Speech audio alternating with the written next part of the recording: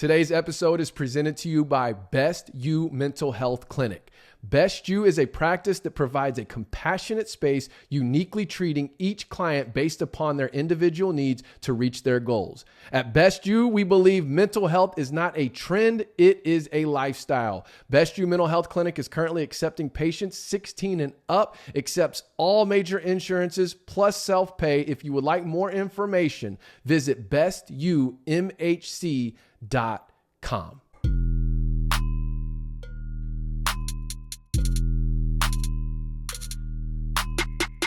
What's up, everybody? Welcome to another episode of the College GameTime podcast. I'm your host, Trey Smith.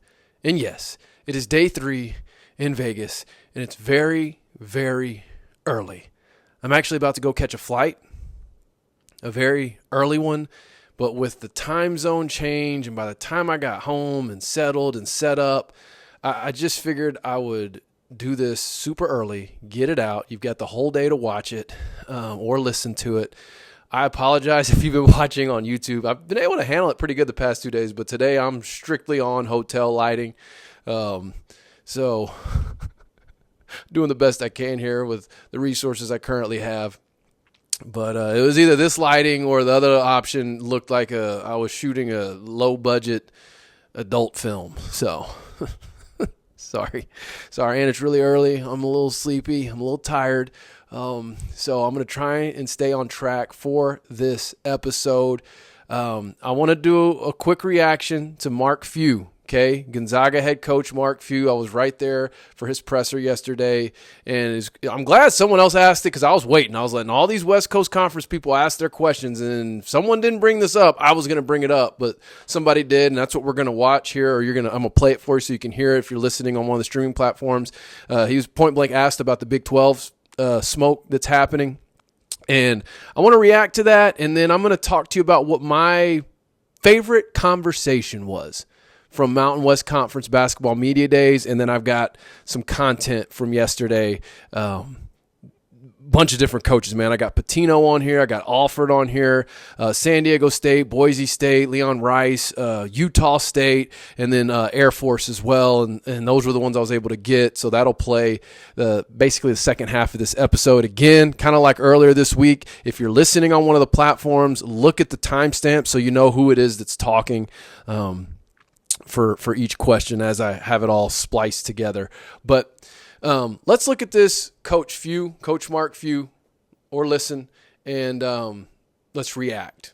But before we do, if you're watching on YouTube, if you're watching bright and early on YouTube, you know what to do. Like, subscribe, comment at the end, share it with a friend. We're almost to 4,000 YouTube subscribers. Thank you so much if you're already subscribed. And if you're not a subscriber, I'm encouraging you to subscribe. We're less than 150 away from 4K, and that's the goal I'm trying to get to. That's the goal we're trying to get to as a part of this big College GameTime family. And then if you're listening on one of the streaming platforms, please leave a 5-star rating. Please leave a review. I would greatly appreciate it. And now to Mark Few. This is a WCC Media Day, so we're playing in the WCC this year, and so, that's kind of all I'm focused in on right now. It's just this coming year in the WCC, and this stuff's been going on a while. So we just when it happens, it happens. If it happens, it'll happen. If it doesn't, it doesn't. I just kind of dialed in on this. Is that the reality of just today's world of college athletics, that it's all everyone's going to be talking about going to the reality of that, and whether it's transfers, players, and conferences, and you just live today and live in the present, try to make it the best day possible, and I'm totally dialed in to trying to make this the best year we've ever had, the best year these guys have ever had. And just kind of boil it down to that, so it makes it easier, so I'm not fretting all this stuff that hasn't happened or might not happen. Okay, so let me give you my thoughts, and then I'd love to hear yours in the comments. Initially, he definitely sounded like he wanted nothing to do with that question. And what's interesting is I couldn't get the audio of it on camera, but the way the person that asked the question framed it, and I'd tell you who it was, but I don't know. I don't remember. There was a big group of people there. But basically he kind of had said The Big 12 headlines have come out. I would imagine this wouldn't be a thing without your approval, was what he said. This wouldn't be a thing without your approval. Talking about, in other words, Gonzaga wouldn't be going to the Big 12 without Coach Few's approval. He said, so I imagine you have a hand in that. And then, so tell us what that means or whatever. I can't remember specifically. It was essentially, but tell us about that potential possibility. And Mark Few initially looked like he wanted nothing to do with the question. But as I listened to his answer, and I've played it back a couple of times, I'd encourage you to do the same if you're that interested. He really sounds to me like a guy who's getting ready to coach his swan song in the West Coast Conference. Not his swan song like for his career. I don't think, at least. I think he's got some more time.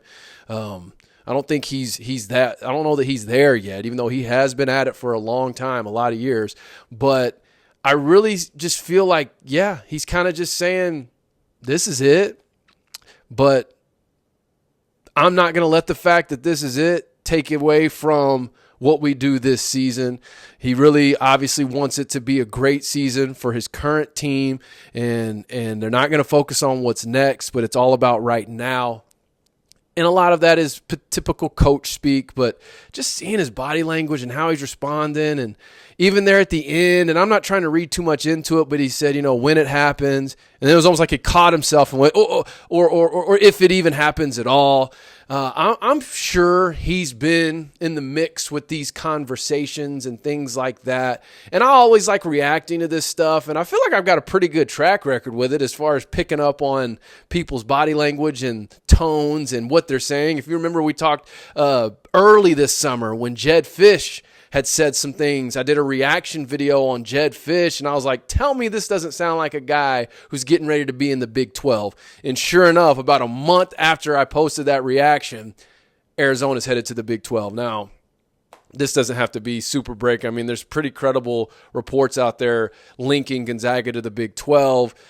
There's been smoke around that for the past year. I just thought it was interesting seeing Mark Few, Coach Few, who is a part of this decision, and just seeing how he would respond in that moment. And it's typical coach speak for the most part, but in watching his body language, and the only other thing on that is the fact that Gonzaga, they get a lot of their NCAA tournament units playing in the West Coast Conference. Now, I'm sure whatever payout they would get from the Big 12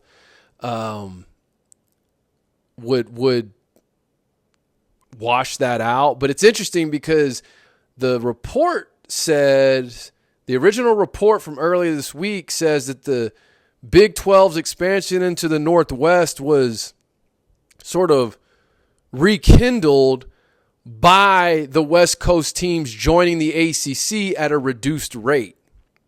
So if you're coming in as a basketball-only member, that's already going to be a reduced rate from full members. But then is it going to be even more reduced? And how is that going to compare to what they currently get? The only thing I know for sure that's advantageous for them in the West Coast Conference is that the West Coast Conference does not handle their NCAA tournament units like the other conferences do, where it doesn't matter who gets the units, who earns the units. It's typically an evenly distributed per team in the conference, whether they made the tournament or not. The West Coast Conference does not do that. They changed that some years ago when the Mountain West was courting Gonzaga, and now you get more of what you earn, basically. So either way, just curious what that all looks like with the Big 12 moving forward. But I enjoyed talking to Coach Few. I talked to him afterwards a little bit offline about fishing. And then the second thing, and then I'll play you the rest of the content I got from day 2 of Mountain West Conference Basketball Media Days. But, man, the best conversation I feel like I had yesterday was with Air Force coach Joe Scott. All right, now, what you got to know about Joe Scott is he's a Princeton guy. I mean, like Princeton offense, and regardless of what type of basketball, what style you enjoy, you have to have an appreciation for the Princeton offense if you're a basketball fan. There's a poetry in motion type type vibe around that offense. And what some of you may not know about me, and this is what was an interesting connection in my conversation with Joe Scott and why I think my quick interview with him, which you're going to see in just a second, was different than probably any of his other ones, is because I used to coach high school basketball. If you've been a listener for any time now, you probably heard me say that before. If not, now you know. And one of the coaches that I worked for a couple of years, we ran the Princeton offense, and most of it was right out of Coach Scott's playbook when he was at Denver. And there were two staples to the Princeton offense. One is called a point series, and one is called a chin series. And you see elements of this all the way up to the NBA, even today. And so I started talking to him about that, and he kind of just lit up. And so on his clip, it kind of picks up. We were already in conversation, and I was like, here, let me start recording. And so you'll hear him reference point, and you'll hear him reference chin, and just know that's staples to the Princeton offense that he's talking about. And it's just a kind of a 3-minute sort of him just talking about it, but it's the sort of the evolution of the Princeton offense, because that's what I asked him. I was like, man, you've had to evolve this system over the years as the game of basketball has changed. How have you managed to do that? And we just kind of got in this conversation, and, he was a part of that staff at Princeton that upset UCLA in '96, I think it was, in the NCAA tournament. And a lot of the staples of the Princeton offense, like, they created that year, point and chin, according to what Coach Scott shared with me yesterday. I mean, they came up with those in 1996, which I'm, as the basketball purist and fan in me and just, historical nerd, I'm fascinated by that. And it's just coming up with a philosophy or a scheme that just didn't even exist prior to. And he talks a little bit about that. And I've got, I'll probably get a short up some point with just that clip, adding some like actual video highlights of it that y'all can see if you care enough on that. I'm not trying to ramble on it, but I thought that was a very interesting conversation. He actually played for Pete Carrill at Princeton back in the early 80s and then coached with him in the 90s. He was a head coach. He's been a head coach at Air Force before, and he was a head coach at Princeton. He's a head coach at Denver. Now he's back at Air Force. And like I said, whether you're a fan of that style of play or not, it's I don't know. To me, it's kind of like the triple option or the air raid in football, where it's one of those staples in basketball history that, love it or hate it. I mean, you can't deny the impact that it's had on the game, because you do see flashes and glimpses and pieces of that offense sort of in other systems that are ran today, like I said, all the way from, high school up to the NBA. So I'm going to let this reel run. It's Friday the 13th. I'm about to get on an airplane. If you're a praying man or woman, say a prayer for me that I get home safely, and y'all enjoy your weekend. We have a big matchup tonight in American Athletic Conference football with Tulane at Memphis. But that's it for me today. Enjoy your weekend.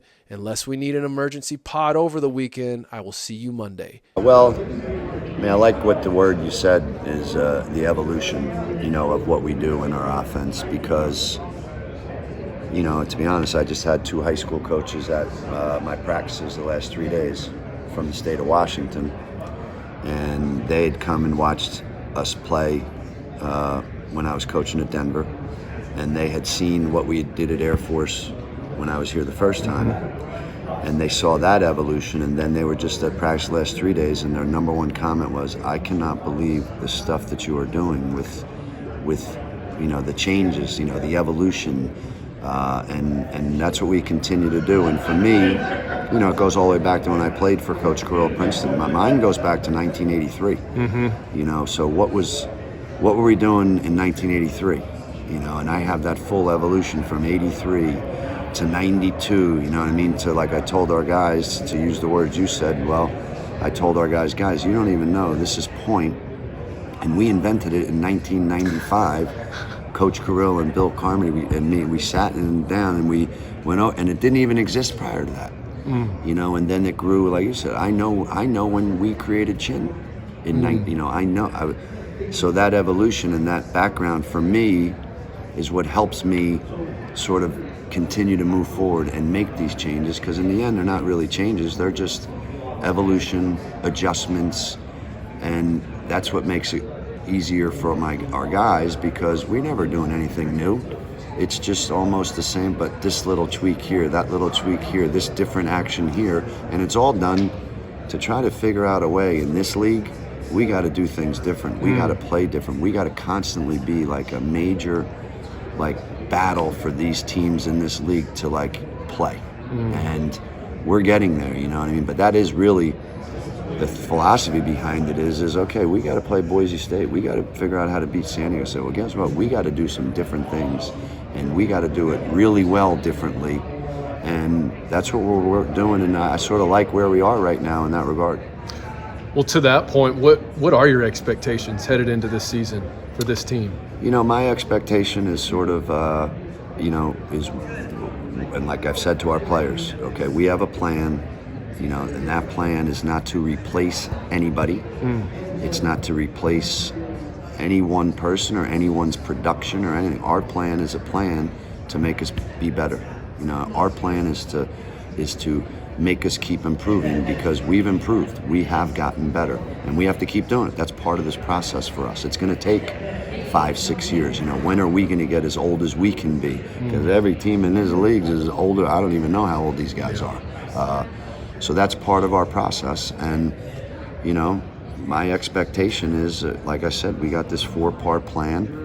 How are those pieces throughout the whole season going to come together? And if they do, well, the design is to make us continue to get better. And, there's some unknowns, juniors who haven't played that, we've coached you. We've coached you hard for 2 years.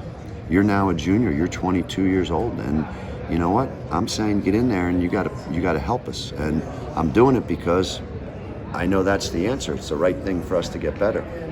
These guys have to sort of embrace that opportunity and that challenge. And if they do, I think we got a chance to keep getting better. Coach, just curious, heading into this season, if there's a player or set of players that have pleasantly surprised you over the offseason, maybe some guys that aren't getting talked about that you have high expectations for in the upcoming season? Not really. I mean, the hard part is over the summer when you have newcomers, there's not the stress of the season, so you don't really know what you're getting from them. So, it's real comfortable over the summer, and you try to ramp it up a little bit more in the fall. And then obviously now we're 2 weeks away from an exhibition game. So we'll see. It's a little bit different when the lights come on. So I'm really looking forward to it. Every coach is dealing with it right now because of transfer portal. You're getting a lot of newcomers. So you don't really know what you have, but excited to find out. How do you feel overall about your roster?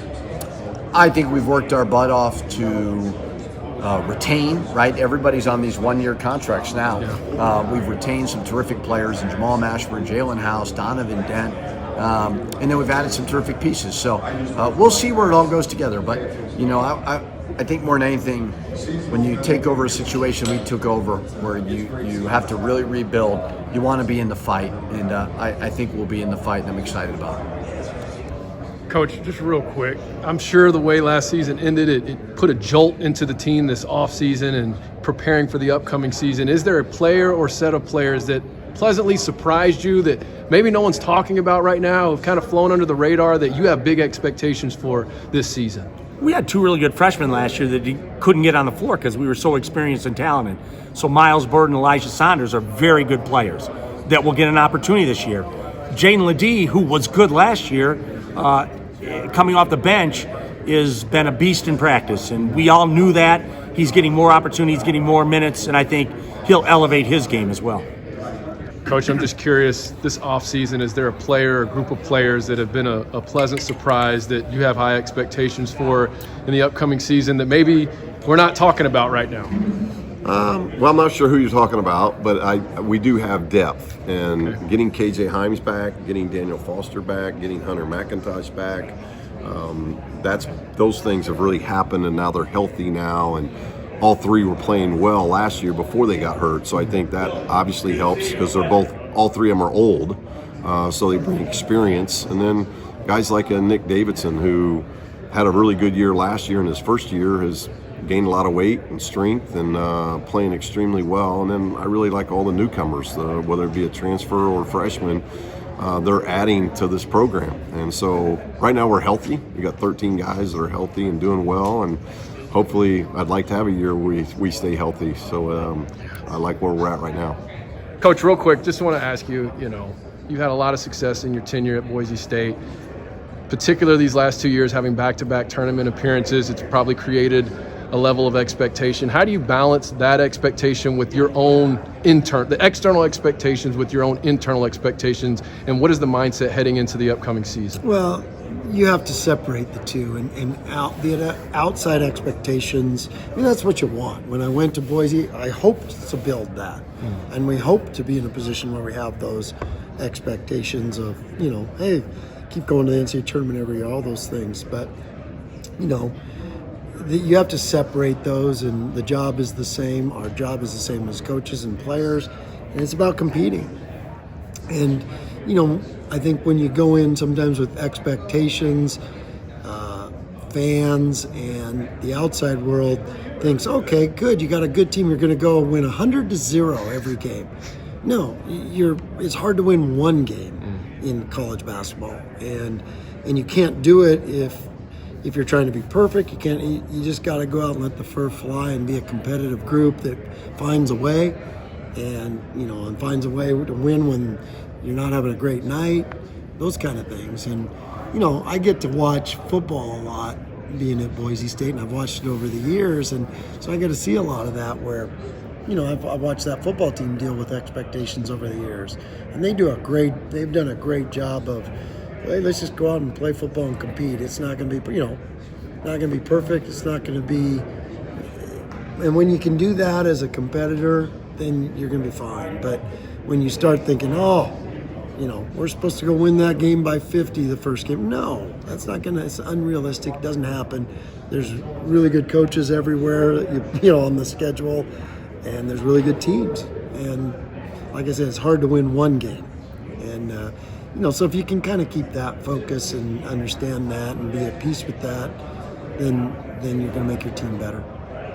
Coach, my question is when you took over Montana State, you were taking over a program that I think was nearly a decade without a winning season, and you turned that around pretty fast. Was it back-to-back in years 3 and 4 in the NCAA tournament? Now at Utah State. Hasn't been that type of history. And so what is your expectations for this team this year heading into this season? Yeah, we're in kind of a different scenario both ways. Obviously they've had great success, the last 25 years here at Utah State. We've got to basically start from ground zero, and we got to build this thing back up to be a program.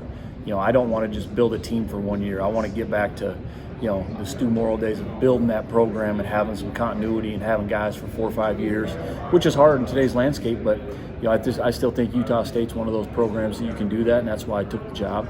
But we have 13 new players, and I think us and New Mexico State, are the only two teams in the country that don't have any kind of points coming back, rebounds, not a lot of minutes, and so we're going to have to get all 13 guys, and actually we have 16 on the roster, gelling together and playing together, which will take this team some time. But I like our character, I like our our toughness that we have so far, and we have some talented players.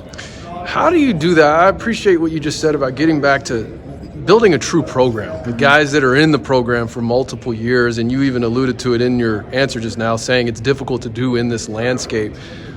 How do you do that in this landscape? Like, where does that start? Is it in who you target in your high school recruiting? Is it who you target in the transfer portal? Like, where in sort of just this wild, wild west that we're in, like, how do you do that sustainably? Yeah, I mean, you have to get lucky. You have to get some high character guys that want to stay in your program. You got to treat them right while they're there. You got to coach them. You got to get them better.